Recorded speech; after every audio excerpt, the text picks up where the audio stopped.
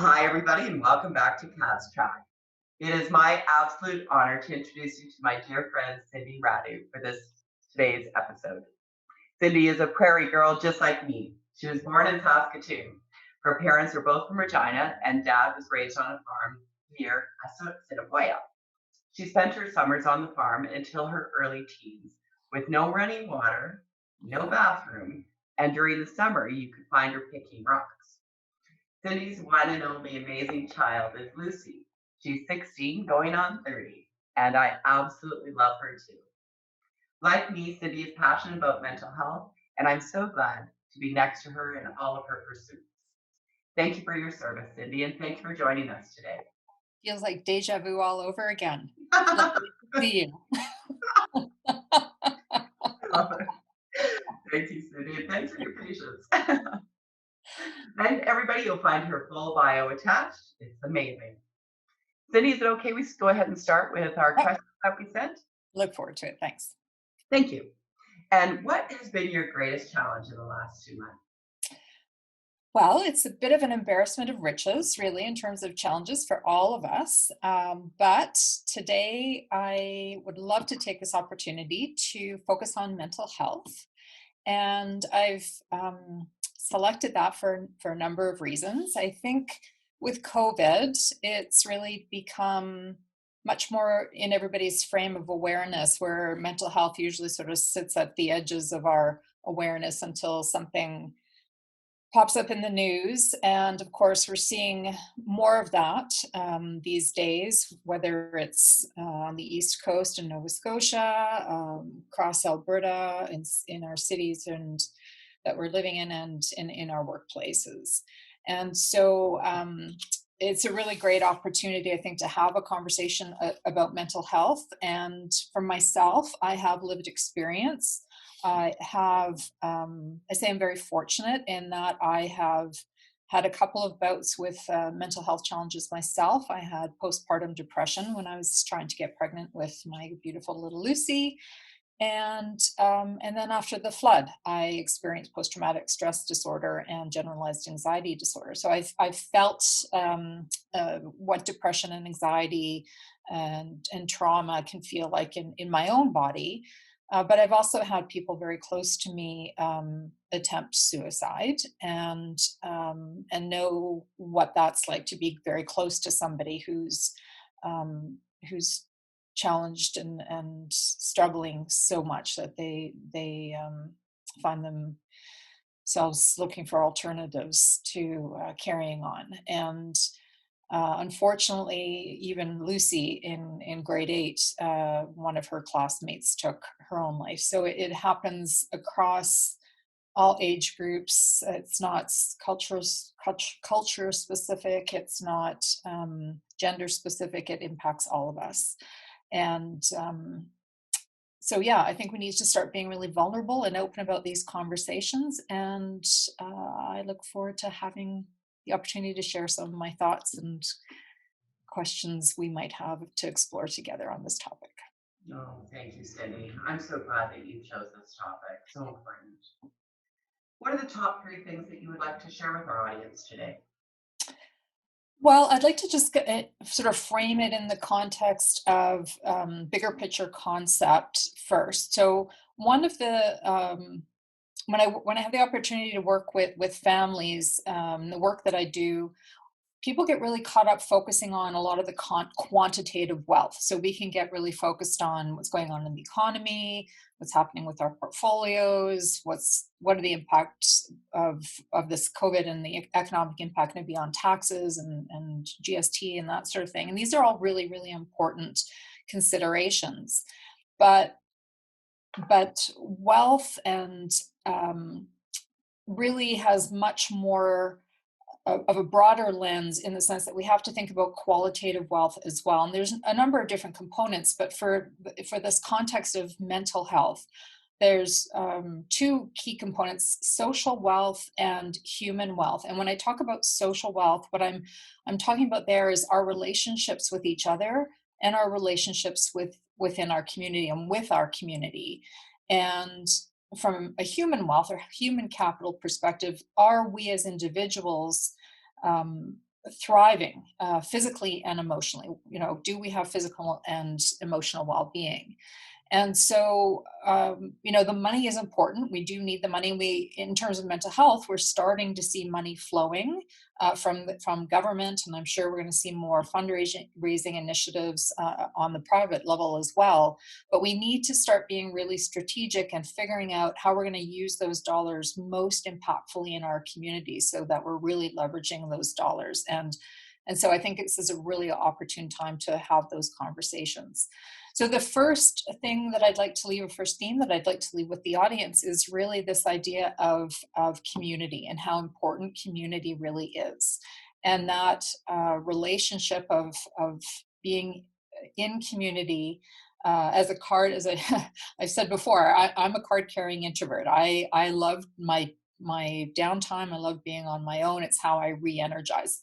And I'm really quite tired of this whole isolation thing.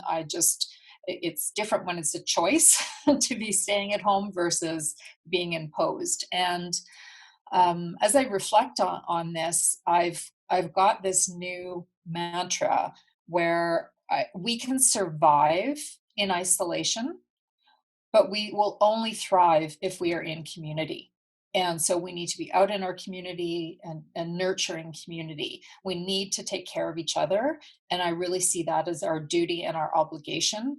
And I mean, Calgary is kick-ass, and we get out there. We've seen it in spades in Calgary. People just come up with every possible way to get out and support people in their community. And so that's the number one thing, is just this overarching theme of community. So then the second thing is, what do we do? So think about what you can do to help in your community, in your neighborhood, in Calgary, in Alberta, wherever you are that you're listening to this. Scan your environment, and please don't ever think that what you can do is not enough. You don't have to have a lot of money. You don't have to be connected, or everybody needs support. And it's often the people who appear to be very strong and have it all together that are really the most vulnerable and do need help.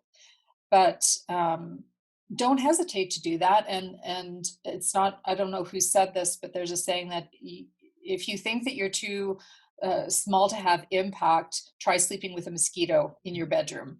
And so, we can all make a difference. So just tap into that instinct, do whatever comes natural. If it feels like, I should pick up the phone and maybe call somebody. I know they were sounding a little bit down last time. Just do it. Don't hesitate. Don't make an excuse not to do it. Drop off a care package at their front door. Whatever it is within your means, just making that reach out will be very, very welcome and well received. Another thing that we can do is really just get familiar with the resources that we have in our community. And we are very fortunate in Calgary. Alberta Health Services has some resources. Canadian Mental Health Association has a lot of resources, both for people who need support because they're going through a mental health challenge themselves, and also for people who want to support others along their journey. So CMHA, Canadian Mental Health Association. I also want to mention, Catherine, the Centre for Suicide Prevention. And the team there are amazing. And they have a number of different resources for sure.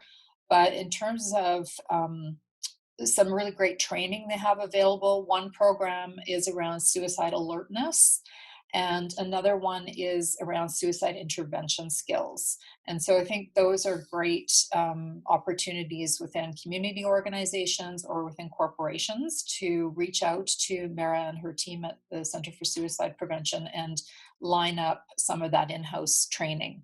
Because you don't have to have a background in psychiatry or psychology or social work or medicine or anything. You just need to be aware of what's going on, and be able to go out and take a first step to help somebody.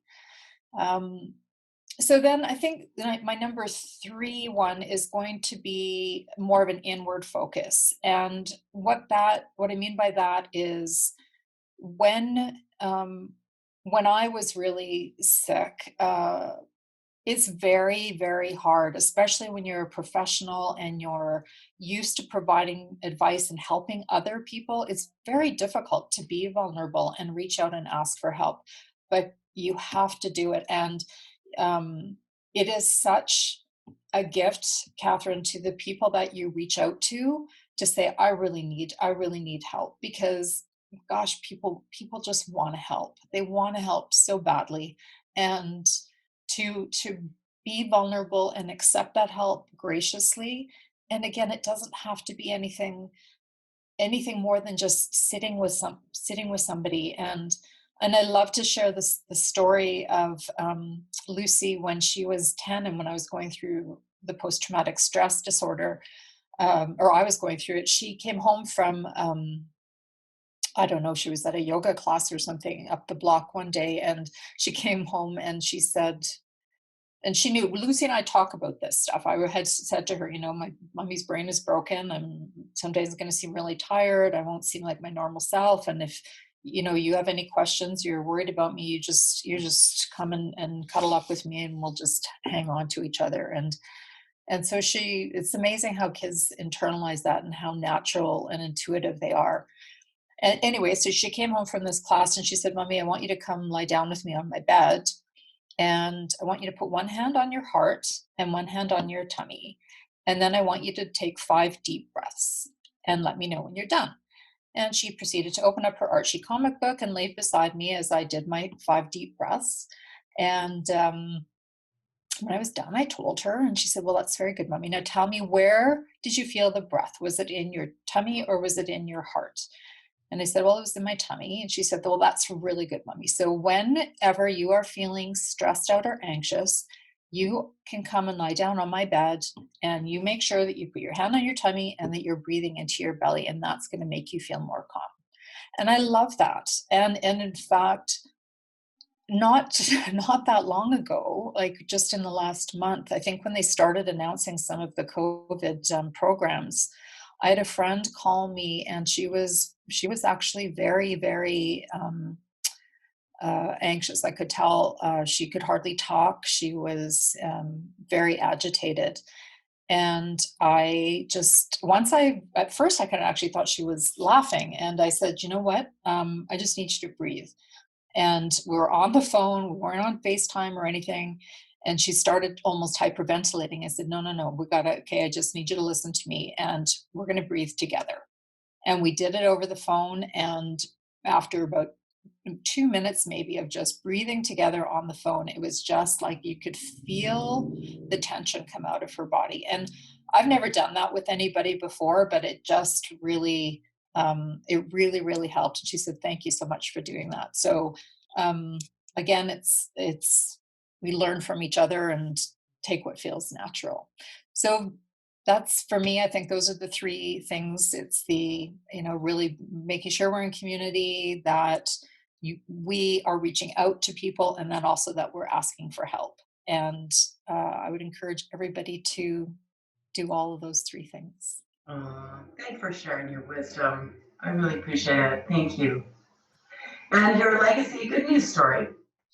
So for me, I would like to focus on a legacy story. Again, on this mental health theme, I have had the opportunity when I came out of or actually just before the post-traumatic stress disorder phase, I had started a book project with my dear friend John Gulak called Sick to Death of the Silence. And what we decided to do there was interview 15 different Calgarians who'd had various uh, experiences with mental illness and mental health, whether it was again within them or somebody close to them.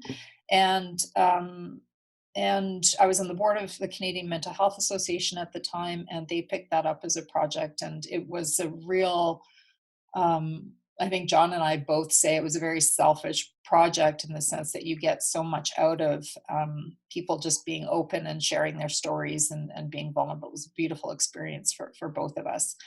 But not enough. There's a lot of work that needs to be done. I have I'm just starting on a children's book project with a couple of my friends.